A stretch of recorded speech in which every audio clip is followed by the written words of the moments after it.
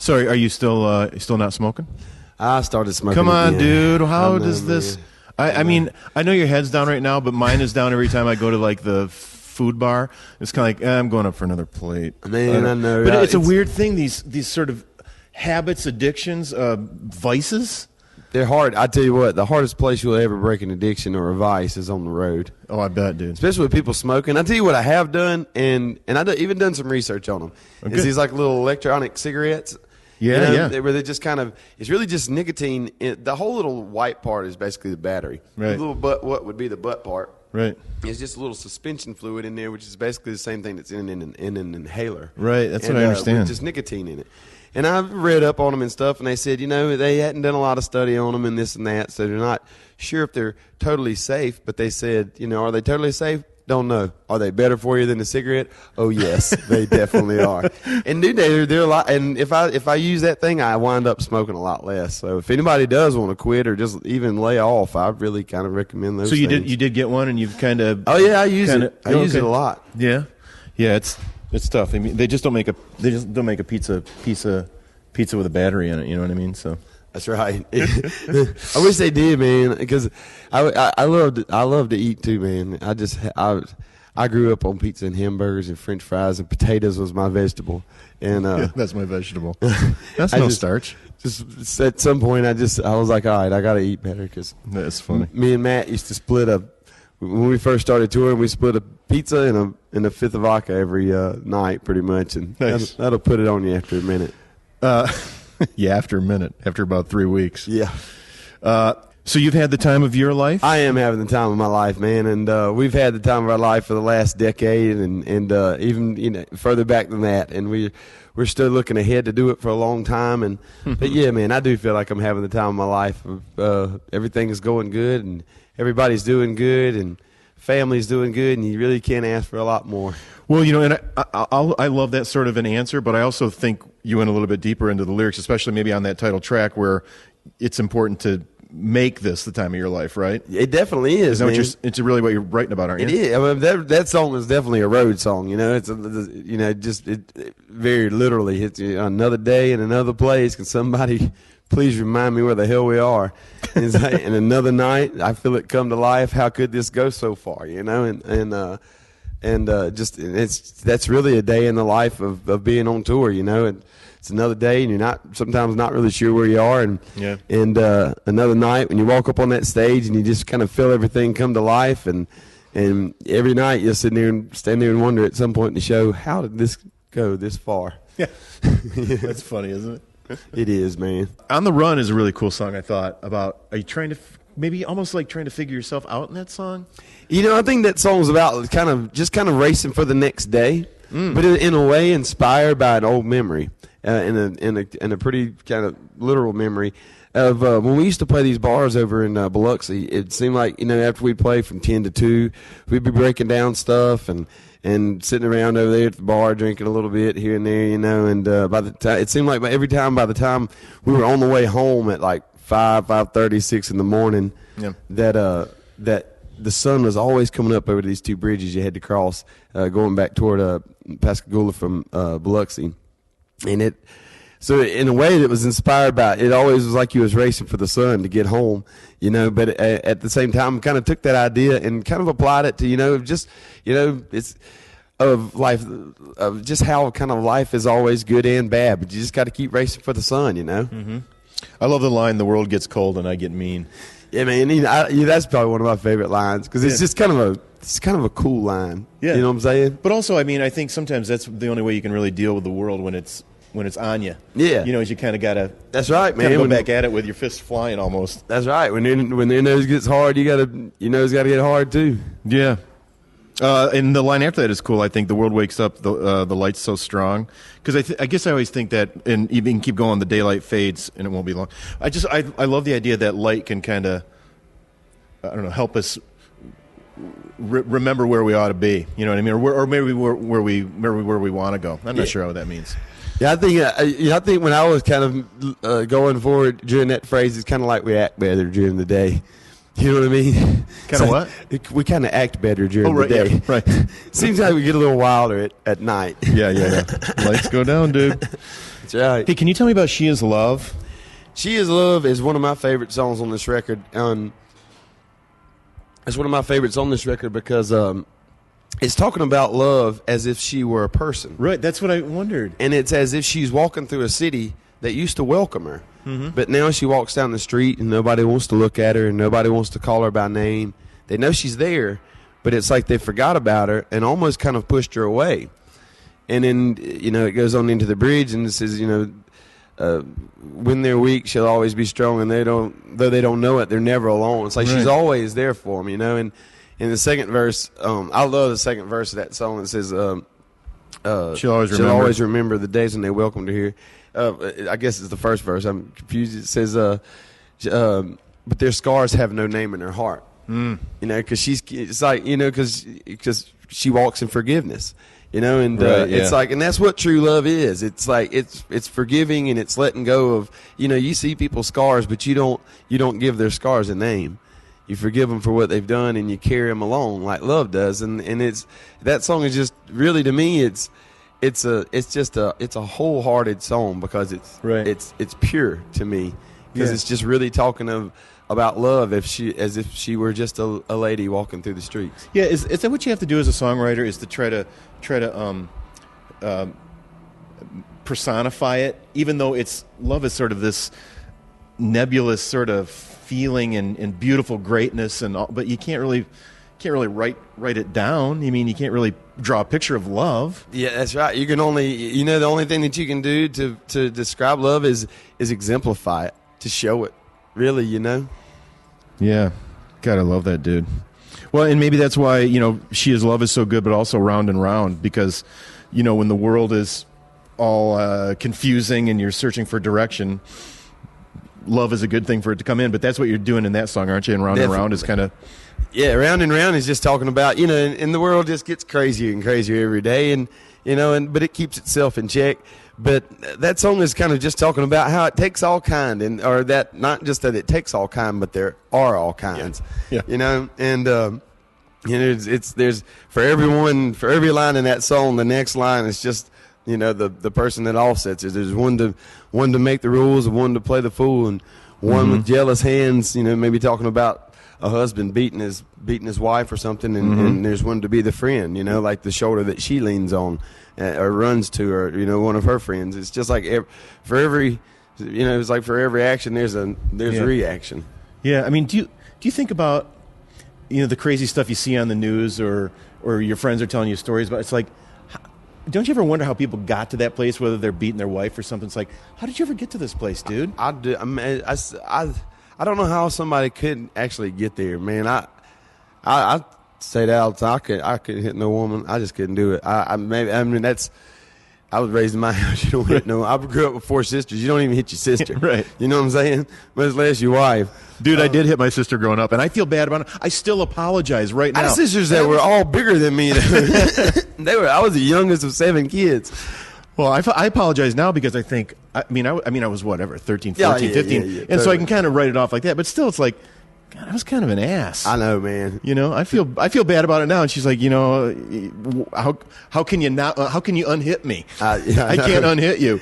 Me and my sister used to fight. I had a sister that, mine and her were closest. She was 2 years older than me, but me and her would fight when we was kids and stuff. But now it makes me, just like you say, it makes you feel bad. Look back and know that you hit your sister. Yeah, I don't even get me, but again, I have to write it off, and I was just a stupid kid who thought. Oh yeah, totally. I have to be the. It wasn't the same thing as a man hitting a woman, though. No. Hey, when you're wrong, I feeling trapped and wanting life your way, right? I mean, yeah, maybe that's When you're young is really kind of the way I always describe it to the crowd is it's almost a mockery of how easy people say it is to be young.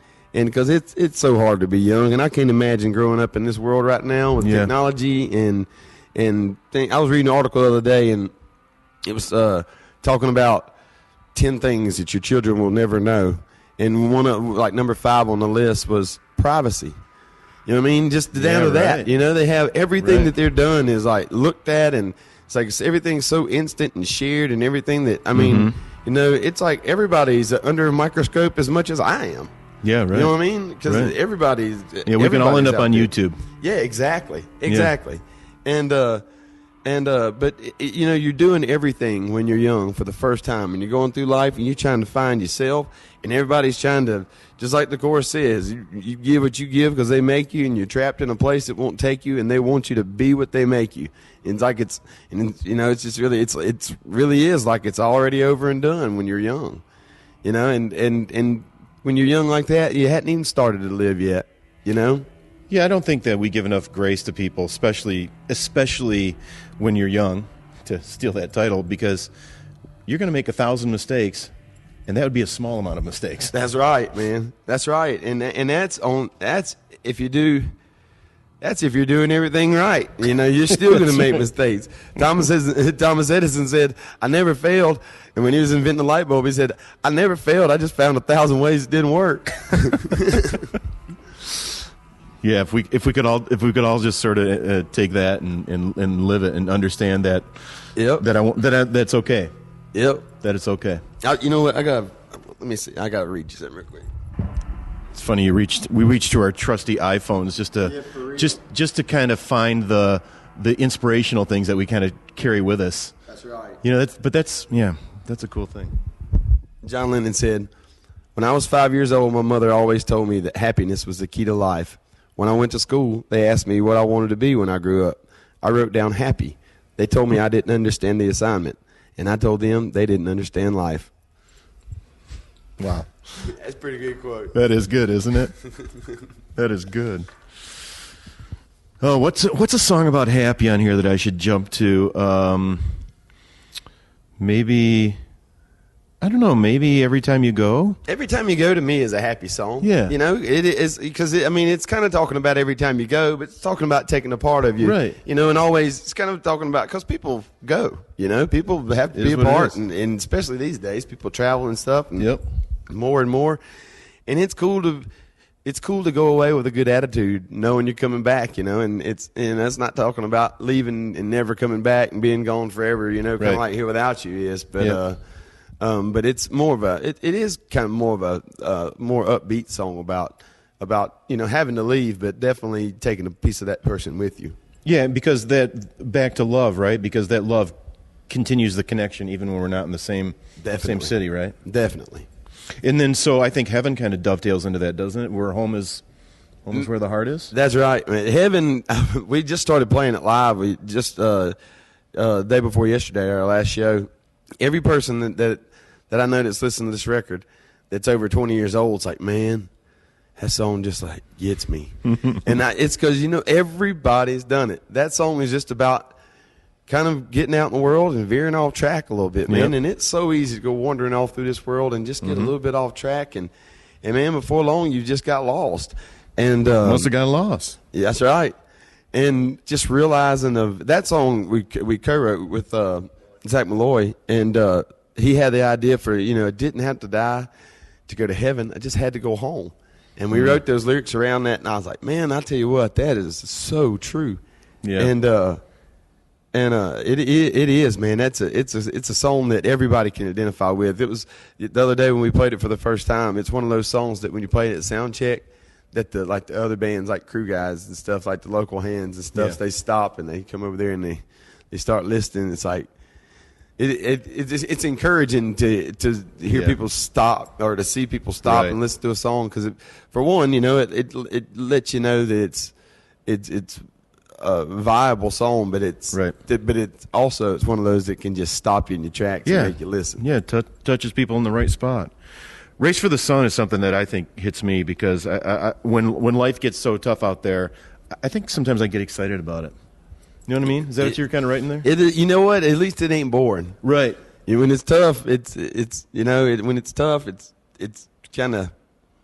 It's better to wear out than rust out. Well, it certainly will keep your attention, right? Because that's right. Unless you just want to let it, you know, sort of run you over, and I don't want that to happen. No, and life will eat you alive. Yeah, right. The older I get, the more I realize that, man, it's like everything that older people told me when I was really young first off, is true, most of it. You know, and secondly, man, time speeds up. Every day is shorter than yesterday. Every single day, and it's like, man, why does it keep going faster? Yeah, I don't know what that phenomenon is, but it's out there. It's real. Sure is. It is real. It is, man. Then I want to go on to Back to Me, which is the next song, right? On the record, I think. Maybe this is what I love. I love it when we sort of embrace each other and depend on each other, maybe is more what you're talking about there, right? In the same way when we're searching for ourselves, to depend on each other. Definitely. Yeah. Well, that song, somebody very close to me asked me to write that song for them about them and somebody that they'd had in their life for a long time. And I'd heard a lot of the story and just kind of knew a lot of the background of it. And it's about kind of finally moving on past something, just past a bad relationship, you know, and the hurt that a bad relationship can cause you. Yeah. But then at the same time, finding somebody new who can support you. You know, it's like my favorite part of that song is the bridge. It says, "All of my life I've waited and hoping, wanting you to see me the way that I am. Yeah. But now I know that I'm not alone because someone understands. Yeah. You know, you've got to. You know, I think that happens a lot. People just settle with they getting used to being in a bad situation. They can't find their way out of it, and finally they just acknowledge that they're always going to be in a bad situation forever. It don't have to be like that, you know. And because there's somebody out there that's made for you and that understands you. I think someone who understands is huge in this life. Man, you got to have somebody or some buddies, right? Yeah. Yeah. Exactly, man. Yeah, because I guess that's when I really feel like I'm connecting. I mean, you can tell me to pray all I want. You can tell me that there's people out there, but the fact of the matter is sometimes I need somebody to step into my world and say, "It's okay, just tell me about it." That's right. Well, you know what, man? That's where I think that I am truly, truly, truly blessed is because I know that God understands me when I pray, and I know that Jesus understands me. He's given me everything that I have. And I pray every night before I go on stage, and I'm not trying to go all religious or anything, but it was as plain as I'm sitting here talking to you. I always ask for forgiveness and stuff before I pray, before I pray for anything. And when I was praying the other night before I went on stage, it was just as plain as you said it to me.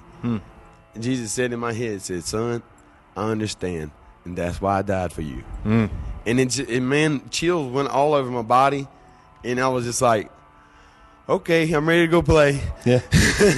And I went out and had a good show, man. It was fun. But anybody, you do need somebody that understands you. So did you find God at some point in your life, or has God just sort of always been there and you have a more awareness or a feeling of connection at different times? You definitely have different feelings of connections at different times because I think we're all closer and farther away from God at different points in our life. But I've never not known Him because I grew up. I thankfully grew up in a Christian household, and we all went to church, and my brothers and sisters, they all went, and my sisters used to sing in church, and that's probably where I started singing from. I grew up in Assembly of God church, and they do some singing at Assembly of God. Is that the one who raise your hands and everything they got drums, praising the Lord sort of and stuff? Okay, yeah. You know? And and I think that's the reason a lot of entertainers are from the South because there's a lot of churches like that. In the Interesting, South, yeah, and right. people learn how to sing in a group, right? And so then they continue on singing. And you can ask a lot of Southern artists where they started singing. They'll tell you in church. Do you ever feel like maybe a concert is almost like a church service? You know what I mean? Yeah, I mean, you have the chance any night without preaching to get up there and reflect God. You don't have to get up there. That's why I was saying about earlier. The best way to show love is to exemplify it. Mm-hmm. You know, and you can show somebody whatever you want to while you're on that stage. You get up there like bands get up there and do just filthy stuff, nasty stuff, or you can get up there and put on a hell of a rock show, but still have people see God through you. So do you feel like there's a responsibility that you Most carry definitely. with you, even when you're writing lyrics, whether you're performing, whether you're, I guess, walking down the street in your hometown, right?